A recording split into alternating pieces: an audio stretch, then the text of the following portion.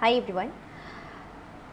My name is Deepshikha Goswami. I welcome you all to this next part of this short series. Okay. Video शुरू करने के पहले like share ज़रूर से video को और सब्सक्राइब कर दीजिए चैनल को। तो शुरुआत करते हैं इस सेशन की। और जिस अभी तक अगर पहले के सेशंस नहीं देखे हैं, सीरीज़ 2 भी, सीरीज़ 1 भी, उसके सारे सेशंस अगर अभी तक नहीं देखे हैं, जाकर देखो, बहुत मदद मिलेगी एग्ज़ाम्स में। ठीक है, चलिए। So this is 15th part. Okay, let's begin. जो सेल सिग्नलिंग वाला पार्ट होता है ना, उसमें बहुत कन्फ्यूजन रहता है, कौन सा पाथवे किधर, कौन सी किस में क्या क्या पाथवे, कौन सी किस तरीके से उसको पढ़ना होता है। मैं एक रोड मैप आपको रेडी करके दे रही हूँ और इसका पूरा जो डिटेल्ड चीज़ें हैं वो भी मैं आपको बहुत जल्दी आप लोगों के लिए लेकर आऊँगी। बट फिलहाल के लिए एक रोड मैप तैयार करते हैं। ठीक है, किस तरीके से कौन पाथवे किधर आता है, सबसे इंपॉर्टेंट पार्ट यही होता है आपका पूरे सेल सिग्नलिंग का। तो सबसे पहले सेल सिग्नलिंग को जब भी आप पढ़ते हो, उसके 2-3 कंपोनेंट होते हैं। सबसे पहला कंपोनेंट होता है उसके टाइप्स।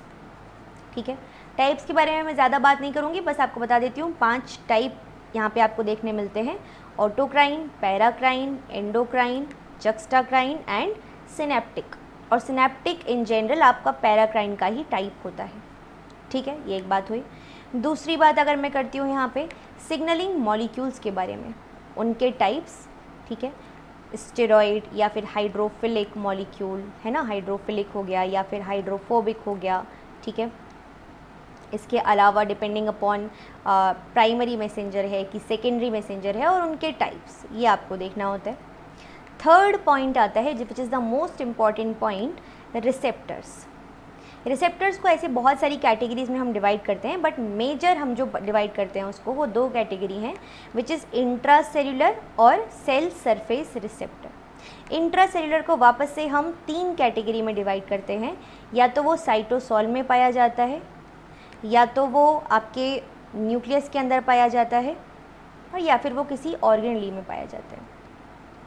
ठीक है, based upon all these traits आप देखोगे कि उनके अंदर कुछ स्पेसिफिक कैरेक्टरिस्टिक्स पाए जाते हैं, उन सबको आपको यहाँ पे पढ़ना होता है।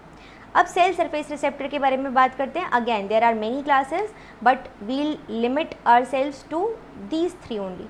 What are these? सबसे पहले आता है आयन चैनल लिंक्ड रिसेप्टर्स, या फिर आयन चैनल, जो आपके लाइगेंड गेटेड आयन चैनल्स होते हैं, उनके बारे में बात हो रही है। यहाँ पे जो मेजर आपका पाथवे होता है वो होता है एसिटाइल कोलाइन रिसेप्टर के बारे में। फिर आता है बात यहाँ पे जी प्रोटीन कपल्ड रिसेप्टर के बारे में, and then there are enzyme linked receptors. ठीक है, अगर मैं जीपीसीआर के बारे में बात करती हूँ, क्योंकि enzyme linked receptors are basic, ठीक है, तो उनके बारे में ज़्यादा डिटेल में बात नहीं करेंगे हम।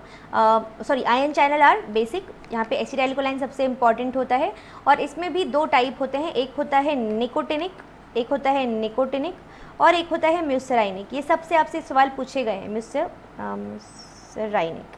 ठीक है, तो जो निकोटिनिक होता है वो तो आपका इस प्रोसेस की मदद से ही काम करता है, लेकिन जो म्यूसराइनिक होते हैं वो जीपीसीआर को यूज़ करते हैं एज अ रिसेप्टर, इस पाथवे को इस्तेमाल करते हैं। ठीक है, अब स्पेसिफिकली जीपीसीआर के बारे में बात करते हैं। जीपीसीआर मीडिएटेड यहाँ पे टोटल 5 या 6 मैं बोल सकती हूँ, 6 to 7 पाथवेज काम करते हैं। सबसे पहला पाथवे है आपका CAMP पाथवे। CAMP पाथवे जो कि एडिनाइलिल साइक्लेज एंजाइम को यूज़ करता है। ठीक है, और एडिनाइलिल साइक्लेज जो है वो आपका क्या करता है, वो आपके जो ATP है उसको CAMP में कन्वर्ट कर देता है। ठीक है, और ये CAMP जाके फिर प्रोटीन काइनेज A को एक्टिवेट करता है, और फिर वो जाके बाकी की प्रोटीन्स को एक्टिवेट करता है।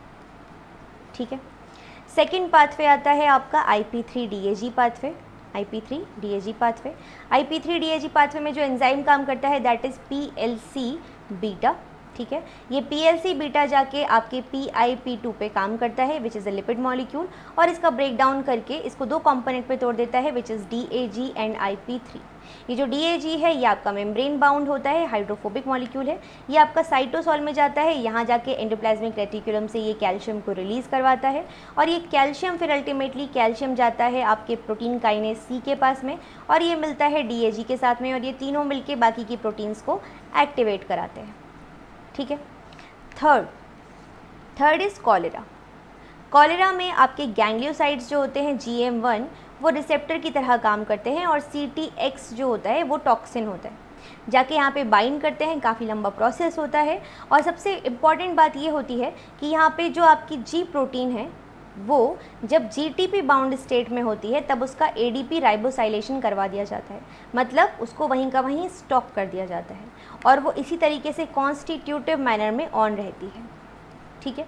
जिससे कि बहुत ज़्यादा CAMP का प्रोडक्शन होता है और फिर CAMP गेटेड चैनल्स जो है वो ओपन हो जाती हैं, जिसके कारण बहुत ज़्यादा आयंस बाहर आपके उनका एफ्लक्स होता है, साथ ही साथ वाटर का भी एफ्लक्स होता है। फोर्थ पॉइंट आता है पर्ट्यूसिस। पर्ट्यूसिस में बस सेम सा फैक्टर होता है, बस यहाँ पे ये होता है कि जो आपका जैसे फॉर एग्जांपल यहाँ पे जो जी प्रोटीन है दैट इज़ GS, यहाँ पे जो जी प्रोटीन है दैट इज़ GI। इसके अलावा यहाँ पे आप देखेंगे तो ये GTP बाउंड स्टेट में स्टॉप होता है, यहाँ पे इसको हम GDP बाउंड स्टेट में रोक देते हैं, स्टॉप कर देते हैं, जिससे कि कॉन्स्टिट्यूटिवली ऑफ रहे। और अगेन दोनों का प्रोसेस अगेन सेम ही है, CAMP का ओवर प्रोडक्शन एंड देन बाकी की चीज़ें। फिर आते हैं fifth point which is rhodopsin या फिर विजन पाथवे या फोटो ट्रांसडक्शन पाथवे, ठीक है। जब आपका दिन का समय होता है, लाइट आती है, लाइट आने के कारण यहाँ पे क्या होता है कि जो आपके ऑप्सिन है, मतलब जो आपका रिसेप्टर है ऑप्सिन, उसमें कन्वर्जन होता है, वो आपका एक्टिवेट होता है। उसके कारण उससे जुड़ी हुई जो क्रोमोफोर है सबसे पहले उसमें चेंज आता है, सिस टू ट्रांस उसका स्ट्रक्चर चेंज आता है, रिसेप्टर एक्टिवेट होता है। उसके कारण जो जी प्रोटीन है जिसका नाम होता है ट्रांसड्यूसिन, वो एक्टिवेट होता है, ट्रांसड्यूसिन वो और रेटिनल सबसे पहले एक्टिवेट होता है विच इज़ द क्रोमोफोर, ठीक है। ट्रांसड्यूसिन एक्टिवेट हुई, ट्रांसड्यूसिन के एक्टिवेट होने के कारण वो एक एंजाइम को एक्टिवेट करती है which is known as phosphodiesterase. And phosphodiesterase अभी हमने देखा था ये CAMP को AMP में कन्वर्ट कर देता है और फिर जो CAMP का अमाउंट जो है वो घट जाता है और उसके कारण जितनी भी CAMP गेटेड चैनल्स है वो क्लोज हो जाती हैं, तो उसके कारण अल्टीमेटली न्यूरोट्रांसमीटर का जो रिलीज़ है वो नहीं हो पाता, ठीक है। सिक्स्थ पॉइंट आता है nitric oxide pathway. Nitric oxide pathway, इसमें आप देखते हो कि अगेन वही पाथवे सेम चल रहा है, बस यहाँ पे अल्टीमेटली कुछ एंजाइम्स की प्रेजेंस के कारण और फाइनली फिर GC मतलब ग्वानिल साइक्लेज की प्रेजेंस के कारण आपका जो डायलेशन होता है ब्लड वेसल्स का, वो सब चीज़ें आपको देखने मिलती हैं और presence in the presence of nitric oxide वगैरह ये काम करता है। तो ये मेजर पाथवे हैं जो कि आपके GPCR के मदद से काम करते हैं। उसके बाद में फिर नेक्स्ट जो आपका प्रोसेस चलता है that is enzyme linked receptors. Enzyme linked receptors again there are may be 5 categories, ठीक है। सबसे पहले receptor tyrosine kinase, then there are tyrosine kinase associated receptor, receptor serine threonine kinase, phosphatase, ठीक है, and then histidine kinase associated receptor. Receptor tyrosine kinase again there are 3 pathways, Ras MAP kinase pathway जो कि ultimately insulin को भी insulin pathway में भी अपना function दिखा रहा है। इसके बाद में आ जाता है रैस मैप काइनेज के बाद में आपका IP3DAG पाथवे। IP3DAG की पाथवे के बारे में आपसे ऑलरेडी बात कर चुकी हूँ, यहाँ पे PLC गामा काम कर रहा होता है। और फाइनली फिर आता है आपका PI3 के पाथवे। PI3 के पाथवे 2 पाथवेज यहाँ पे फाइनली काम करते हैं, एक होता है mTOR पाथवे और एक होता है इंसुलिन, ठीक है। Then there is tyrosine kinase associated receptor जहाँ पे सबसे इंपॉर्टेंट पाथवे होता है आपका JAK STAT pathway, okay. Then receptor serine threonine kinase आ जाता है, फिर उसके बाद में हिस्टिडीन काइनेज एसोसिएटेड रिसेप्टर, यहाँ पे बेसिकली आपका डीफॉस्फोराइलेशन, फॉस्फेटेज है तो डीफॉस्फोराइलेशन आपको देखने मिलता है। और हिस्टिडीन काइनेज एसोसिएटेड रिसेप्टर की अगर मैं बात करती हूँ तो यहाँ पे आता है आपका जो 2 कॉम्पोनेंट सिस्टम है, 2 component signalling pathways.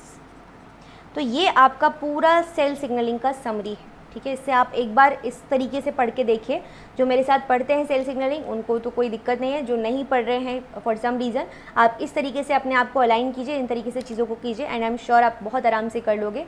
Apart from that I will try to give you summarised version of all the cell signalling parts and pathways on my YouTube channel only, ठीक है। तो इसके लिए सब्सक्राइब कर लीजिए चैनल को और लाइक शेयर वीडियोज़ को ज़रूर से करते रहिए। खूब मेहनत से पढ़ाई कीजिए, अपने पापा मम्मी का नाम रोशन कीजिए। Take care everyone, bye bye.